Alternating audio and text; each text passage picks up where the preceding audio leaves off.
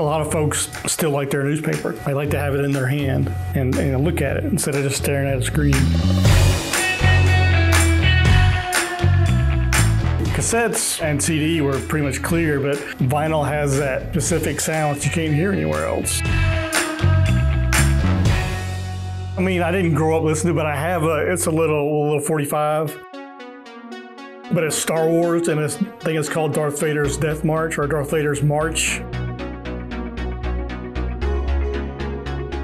I've been here a little over a year. I work with the machines. Like today, for instance, when I came in, the first thing I did was change the stamper.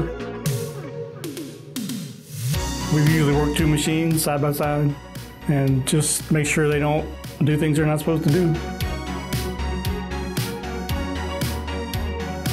We're basically like their babysitters. Yeah, I mean, I've never been treated so well at a company.